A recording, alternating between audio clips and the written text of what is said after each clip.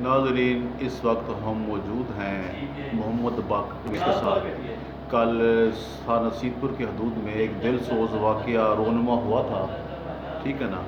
तो उस वक़्वे की थाना नसीबपुर ने FIR भी दर्ज कर ली है। तो अगर इसी तरह हर बंदा, हर बासर बंदा अपनी अदालतें कायम कर दे तो ये मुआशरा तबाही का शिकार हो जाता है, जिसके लिए अदालतें भी मौजूद हैं, कानून भी मौजूद हैं, लेकिन कुछ लोग अपनी पंचायतें, अपने फ़ैसले, अपने कानून सादर कर देते हैं। आइए सुनते हैं बाकर नामी शख्स से कि उसके साथ क्या हुआ। भाईजान, तेरा नाम क्या है? बाकर हुसैन। बाकर हुसैन, ये दस कल एक वकूआ थे जिन्हें थाने दे FIR भी दर्ज थी गए, ये क्या वकूआ है?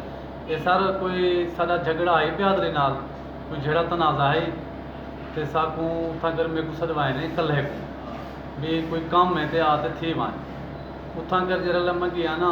ये पंचायत लगी भी है, आगा जमील सरबराह है ते मोहम्मद इजाज भी सरबराह बिहादरी दा, मोहम्मद गफूर इन्हें साढ़े ना उथा कर मेरे नाल ज्यादती की है।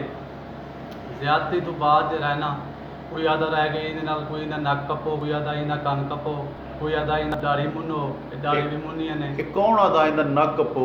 ये सर गुलाम कादर आई, इजाज आई ते साबिर आई, ये बंदे आदे रह गए, कोई नक कपो, कोई इन्हें कान कपो। ये सर मेरे नाल ज्यादती की ने। वलमा 15 ते कॉल की है, उन्हें आते मेरी कार्रवाई शुरू कर दी है। अच्छा, ये दसो कि आगा जमील विच हाँ ही पंचायत के अंदर? जी सर, पंचायत सरबराह वड्डा उहा। आगा जमील ने क्या आखे? वो हुक्म देना रह के भी इन्हें इवें करो, इन्हें मुछा मुनो, इनकी दाढ़ी मुनो, इनके सिर के वाल मुनो, इनको काला करो। वो हुक्म देना रह के उनके हुक्म दे राय रखते रह गए। अच्छा, हूँ तुहाडे मुलजमान गिरफ्तार थी गए? जी सर, 2 मुलजम तराए गिरफ्तार थी गए।